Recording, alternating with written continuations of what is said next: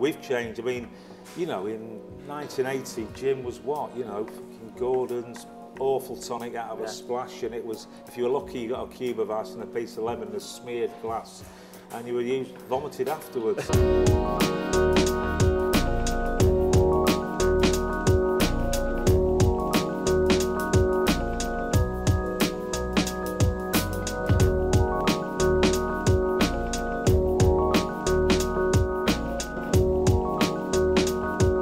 Yeah, Luke, thanks for coming down. Yes. And so we're in Electrik. Yes, we are indeed. I think we're 9 years old now.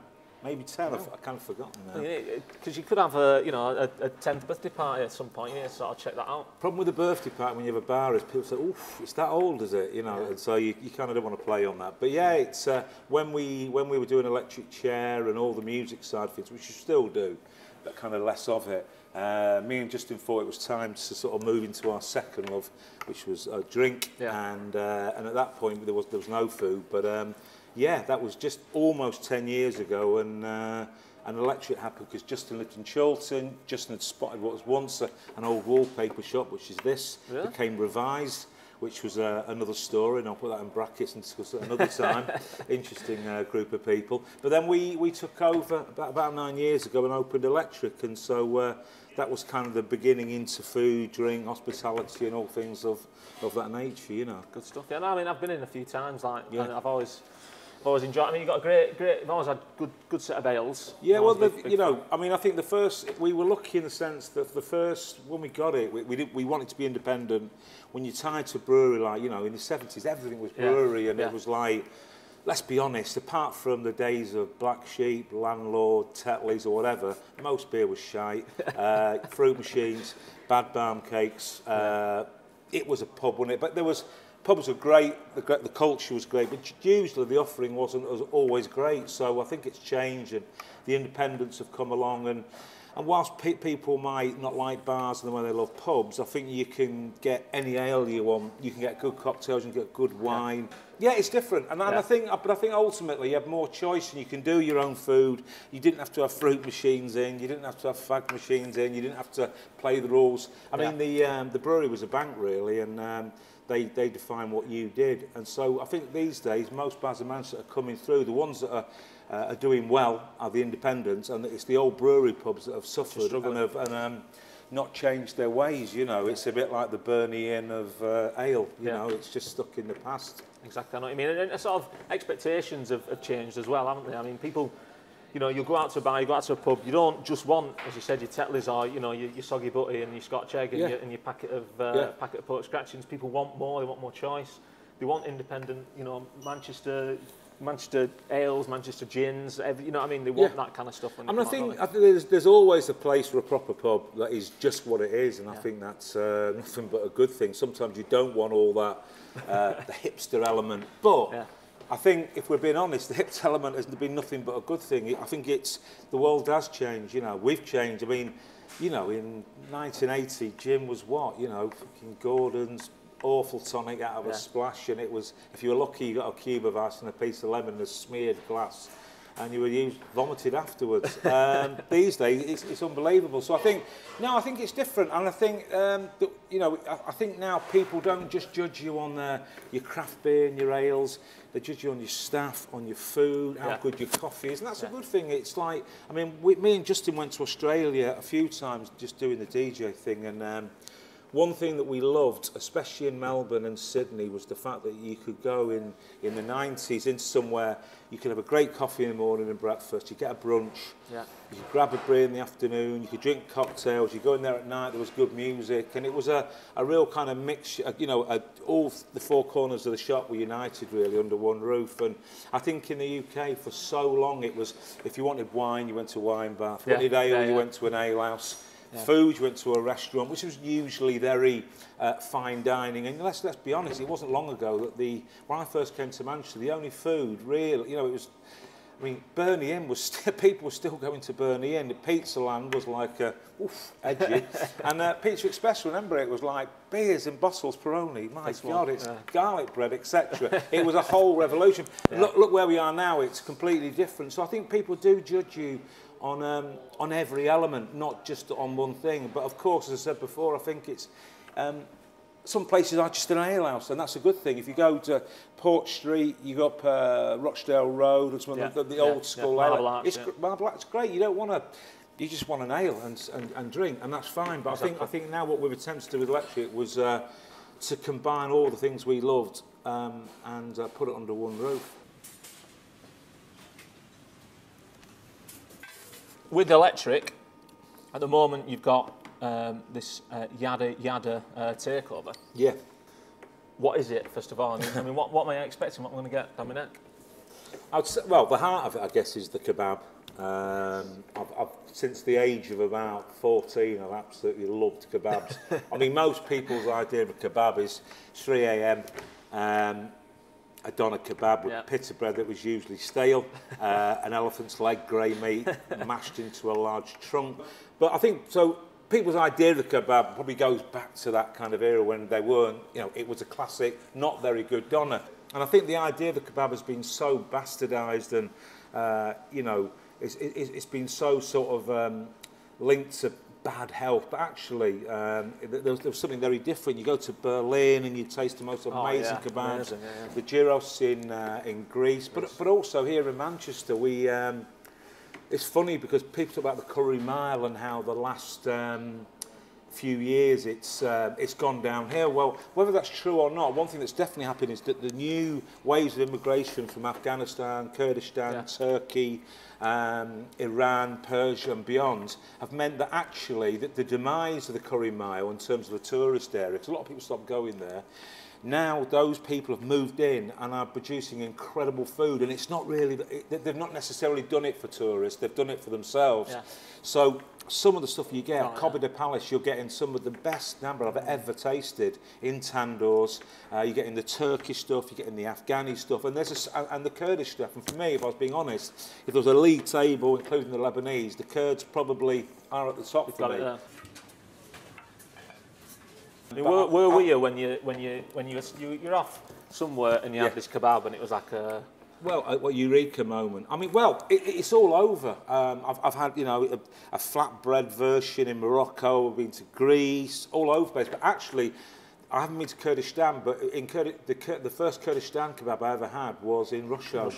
And there's a big Kurdish population that's moved in the last 15 years, and the food they're producing is unbelievable. So for the last 4 or 5 years, I've been slowly but surely eating my way through that curry mile and going to all the new places, which, to be honest, a lot of them are now on the side streets of Wilmslow Road.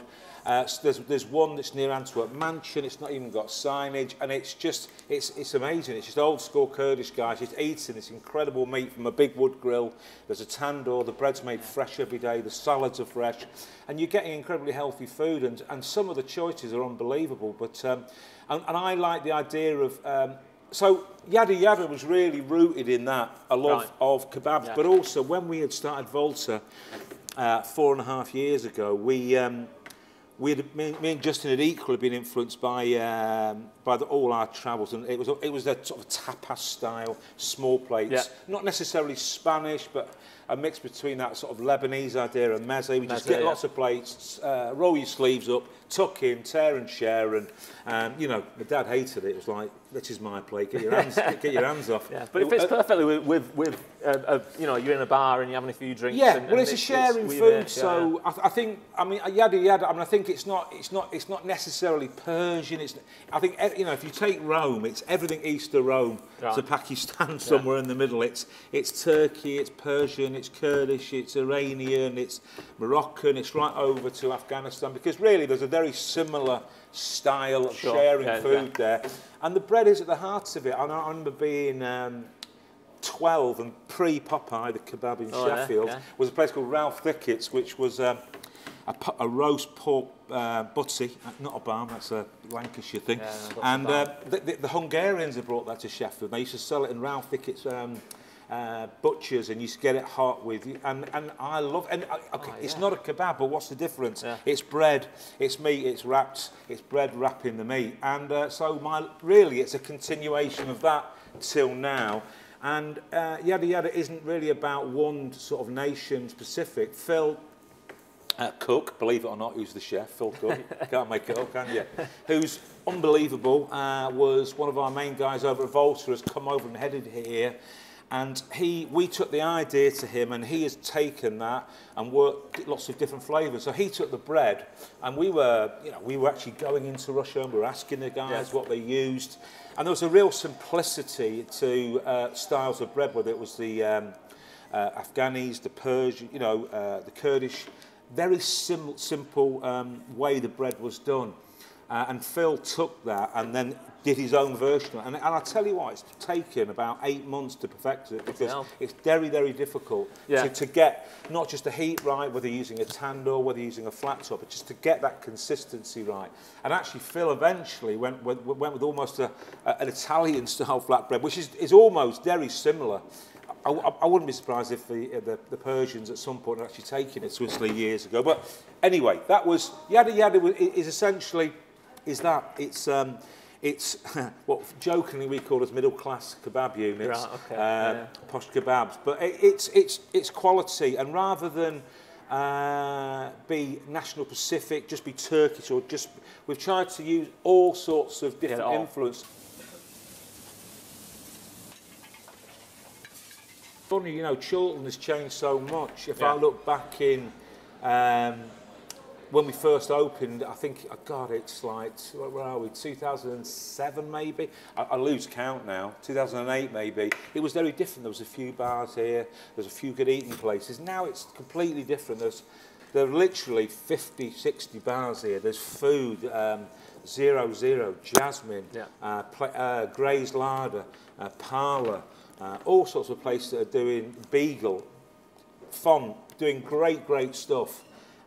And we felt we couldn't rest on our laurels, that this Yadda Yadda idea that's evolved slowly for me and Justin travelling needed to find a home, and we thought Electrik needed it, because I think when the food here was good, I guess, maybe, it was Sheffield United, League One, middle table, occasionally going down when you lose your chef, and then almost promoted, but then you go down again. And we felt we needed something stronger in here food-wise. So Volta have kind of opened the doors to us. It's done well, it's got some awards and blah, blah, blah. It got some good accolades, but we decided we need to sort of bring the Refuge and Volta in on a food level back into the original HQ, and, a bit of Viagra in the old beast. Always helps, doesn't it? Of course it Always does. Helps. So what are we going to get? What do you reckon? Well, what would you recommend? If there's two of us, I would definitely get, probably, I'd either share a kebab or one each, and then depending whether they get one or two, we could just get 3 or 4 small plates. Right. The Kerala chicken, crab biryani balls, the beetroot biryani, tostada, the dal. I would say probably get 3 or 4 small plates, get a kebab, share it, and then we want more, just order more kind of thing. Manchester's changed, I think. Places like Bundaberst, El Gato, Levanta, all these things coming through are very exciting. I think if you look back, I think finally the independents are getting a lot of notoriety and popularity, some homegrown stuff as well. Sugo, past the Altrincham market, which to be honest for me, will be talked about in 50 years as a game changer, because of what they've done. There's no faff, there's no bullshit, there's no PR. I think things are changing. Okay, things are rolled out from London. Not all of it works. The lobster, Burger lobster place, it didn't work, and I don't think it was done right. Whereas Hawksmoor was done right. They weren't big-headed, they weren't shouting, they weren't over the top. There was no red carpet. It wasn't mentioned in London. They came and they did it right. But I think some of the best stuff, arguably is some of the homegrown stuff, and I think, even as I said, back to the Kurdistan and the Afghani stuff coming in Russian, which I cannot go on about enough how good it is. I think there is a beginning of a finally. It's I think on food, Manchester's doing its thing. I mean, arguably pound for pound in music. Without being too parochial about it, but let's be parochial. Pound for pound, I think Manchester musically was better than London. That is my opinion. I would agree. I think most people would agree, I think food, London put us on the ropes for years, and I think in the last 15 years, London had its own food and drink revolution, and it's hard to touch it. It was better than, for me, it was better than New York and Paris and everywhere, and it really came into its own. Places like Marito, you know, Clove Club, all these things coming through. Incredible places, really. And again, all independent. But I think Manchester's finally got the wind in its sails, and I don't think it's, whilst there's big development, there's places like Spinningfields, which is for people who like that thing, great. But I think there's some other things which are equal, if not more exciting, like Altrincham Market, like Rudy's Pizza, all these things coming through. And it's people who are passionate about what they do. And I think, finally, you know, barbecue coffee in Chorlton, which is, you know, incredible coffee. North Tea Power, their I think that's the thing. It's like, I mean, I suppose London, you're in a bit of chicken. I will have a bit more chicken. Yeah, you're in London. Centre of London is, you know, your Wagamamas, your all that kind of same sort of branded places. But as you go out further out, you go to your Shoreditch, you go to your Dalston, you go to your Wolverhamptons. That's where these places are popping up, and it's the same in Manchester. You know, you got Chorlton, and you got Didsbury, you've got Ancoats, that's new, and these places wouldn't become what they are becoming without independence, without someone trying something new, being a bit different.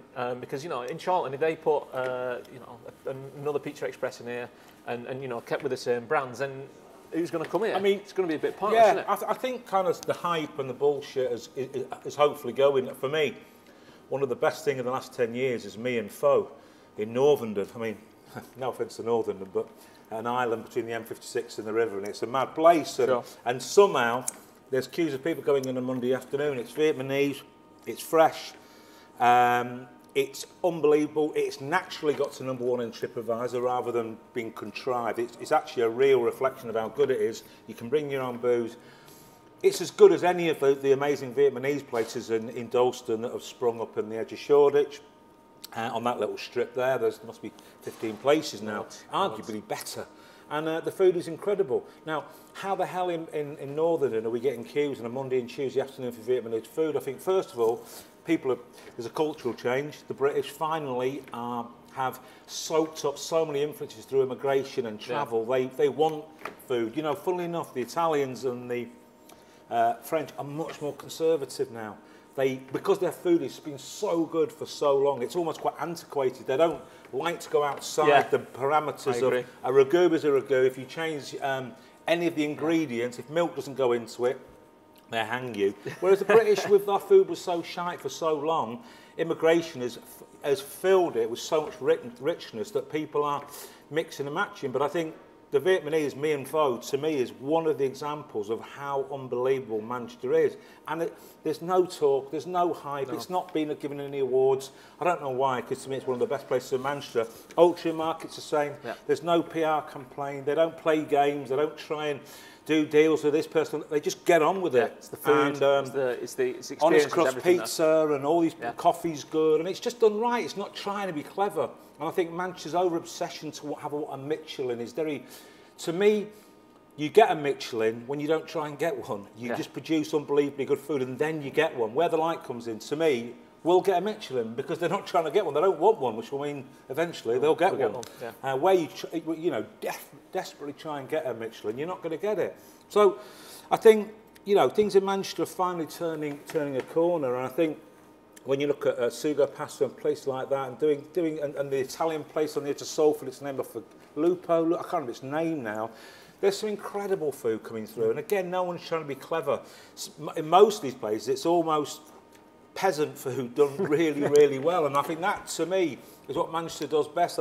You know, how often can you honestly say, I'm not saying fine dining isn't a good thing, loin cloon, the French, but how often could you really go out once a week to fine dining and spend 150? Well, you can, you can. So I think it's important that, you know, what's happening in Manchester is finally it's a reflection of what people want, which is quality food. I think, you know, there was a burger revolution and fast food, but how long can you go on with Kebab lads going down the gym with burgers in their pockets, 100-gram protein boxes? It's like, it's a burger, it's done, great. I'll always like a burger, who doesn't?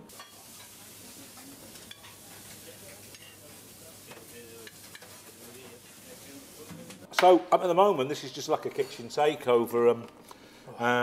A lot of people have asked us that they want to make this the permanent kitchen in Electrik. Well, I think, to be honest, if it carries on the way it does, you know, it's definitely getting the vote. This becomes more of the permanent food in here, and we'll just see what happens, really. You know, it's like Sure. Has been 4 weeks.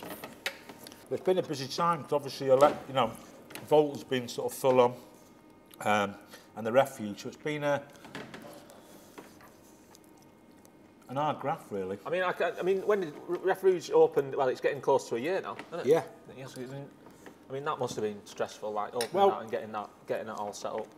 The Refuge is mad. It's a monster. Just the size of it. We went from 40 covers to like 300 covers. A cafe, a club, yep. A bar, daytime cafe, hotel, everything. So it's been great, but it's been a challenge. And would I say it's perfect? No, I think it's taken us to this point to get to a service which is. It was so big. You've got 6 entrances. Yeah. There's so many staff. Yeah. There are so many people coming all day. So many different types of people. So I think I always said that for me, the Refuge was a challenge. It was like Sheffield United at Wembley without a striker. And you know, I still say it's 0-0. Maybe 1-0 to us, but we've definitely got things better. The food's been good. Some of the events we've done, I think, have been really good, and I think the service is now really getting in there and being where it should be. But it was always going to be hard for us. Yeah. Volta was small and bijou, and I think it was what it was, and I think it quickly became what we wanted to be faster. It was always going to take a solid year, if not more, to really get things the way we wanted. It was never going to be. We weren't a corporate. We're not Living Ventures. We're not the big boys. We are the minions of hospitality in Manchester. So it was all, you know, we were at Sheffield United. We were going to go in there and zip up and get stuck in, and hopefully we're getting there. And every time, I think every month it does get better. But it's an iconic building, and it's a big challenge for us because we want to do it right and be in Manchester and hold the flag up. And I think the marriage between a small independent like us and the big boys at the hotel was an unusual one. And yeah, occasionally challenge, but it's good, and I think it's done us good, and we've learned a lot, and we're now really getting stuck in and digging our heels in and slowly but changing it and making it better and better every week. And I think a lot of people don't really expect the Refuge to be, you know, I mean, not one of the big boys, because you go in and it's a quality outfit. It's and you wouldn't expect it to be, you know, run by the same people who do Volta and Electrik. Because I mean, I didn't, when it first opened, I thought, oh, bloody hell, who's taken over here? And that is a challenging spot, that, because it's been around for ages, hasn't it? That space. Well, to me, when I stayed in that hotel, it was before it was the Palace, and it was like the Shining meets Crossroads. Yeah. It was an unusual place. When we came in, I think it was like, wow, this is going to be tough. But I think the first things we said was we've got to have the choice of the product. It's got to be the beer we want. We can't have the generic cooking lagers. We can't have all the stuff that usually hotels do, and they cut corners. And a lot of British hotels, we wanted the meat to come from the place that we get the meat at Volta, whether it was Taste Edition. We wanted the fish to be right. We wanted, and I think that was we won that in before we opened. That's the guys from Starwood were in agreement with this. It's got to be run by an independent, and with that. Occasionally, in the first 7 months, it was occasionally rough at the edges, but that was always going to be the case. It was never going to be anything but a challenge. I think Living Ventures, even they would have been like wowed by the pure size of the place. So for us to go in there, but I think I'm hoping in the next 6 months we're going to show at what level we can get it to. And whilst there's all the opulence and the decadence of that old Victorian building and on that whole strip, which once upon a time would have, Oxford Street once upon a time would have been the high street, really. Well, it was. Well, all the, I did a... Don't tell me into local history now, that's the sign of age. Yeah, because I did an article a few months back about, because me and my mum, like chatting about it, like all the old places that she used to go to and that. And Oxford Street towards the top there, that was where you went out on a night out, weren't it? You had Club Tropicana was up there, weren't it? Yeah. Went there. Rotters. Yeah. When all those, they were at the top there. But I'm almost talking 100 years ago. That street, that Edwardian area, obviously Refuge Victorian, that first section of it. But so I think it was, we wanted to put life back into it, and we wanted DJs in there. We wanted that, if you go to the Ace Hotel in New York, it's unbelievable. People co-working in there, the coffee's great. And I think those places were definitely Burger in Berlin, which I absolutely love, where you go just to have a drink and hang out, and it's done right. We wanted that way of doing it as opposed to a generic, stale kind of hotel approach. And that's a journey. I mean, that's something that, I mean, when you think of a hotel sort of bar or a hotel sort of space, you think, well, I think, you know, a scene in James Bond where he's sat at the bar, piano player, a couple of prostitutes milling about. Do you know what I mean? It's like, I think what you've done with Refuge is completely revolutionised that hotel bar thing, because that's never been done in Manchester, I don't think. Can you name somewhere like you've ever thought, right, what I want to do is I want to go out on a night out in an hotel bar? Yeah. Well, I think when me and Justin got it, the first thing we said, what we all agreed on it can't be a hotel bar. Right. It's not a hotel. The Refuge is somewhere next to a hotel, which is part of it.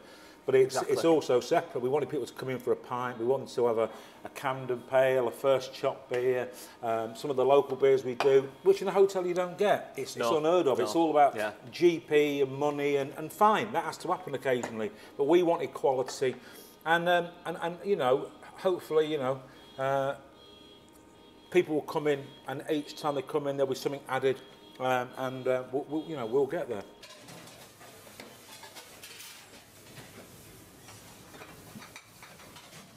So, like, as you started as a DJ and doing all your music stuff, how did you even get into all this? Like, what? Well, I don't know. You just changed, don't you? I mean, me and Justin met each other 30 years ago at college, both coming from Yorkshire, Sheffield and Bingley.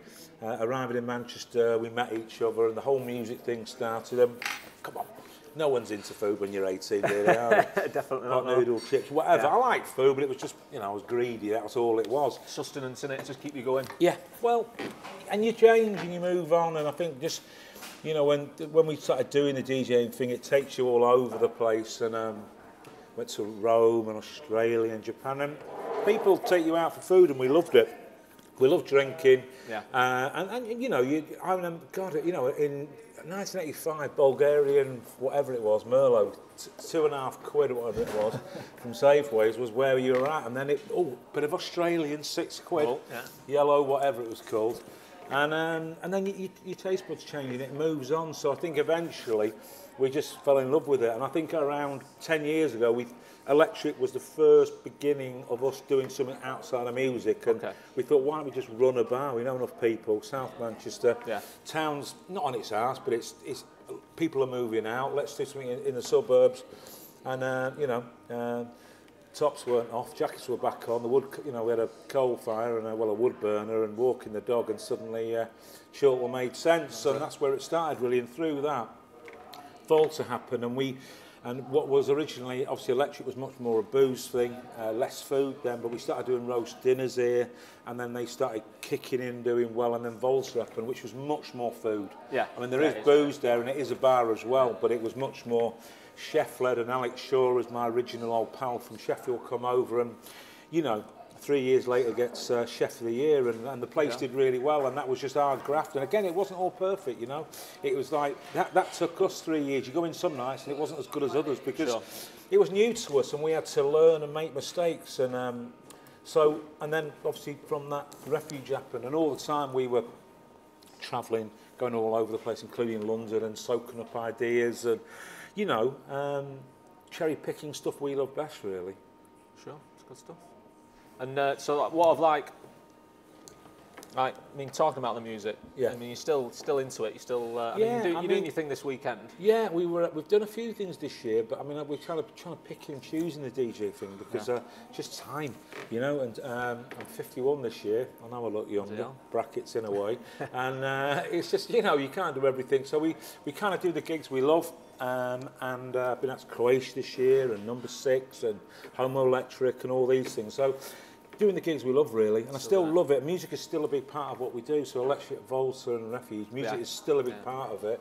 We still put events on, but you know, there's new blood coming through. White Hotel, Hidden, and Mantra, Antwerp Mansion, and the new blood, and we're 51, and I've got Clarks on, and they've got vests on, so it's time to move on, really. So, like, what do you reckon you're going to do next? Then, what's on the horizons? It's a cliche question, but like, we've got ideas, I have to say, but I think before we do anything, Electrik, Volta and Refuge, it's consolidate, make everything better, dig in, don't get greedy and keep chasing things and doing new things all the time.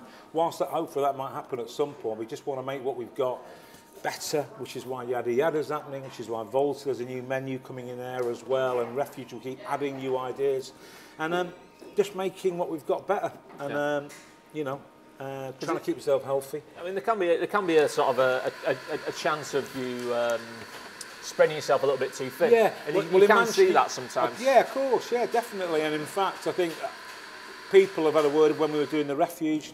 People said to me, you're not electric enough, you're not a Volta enough. And in Manchester, well, people will tell you, usually at 3 AM in a toilet, that they had a steak the other week and it wasn't very good, the service was rubbish, the toilets aren't good enough, and you've got to go back and mend it.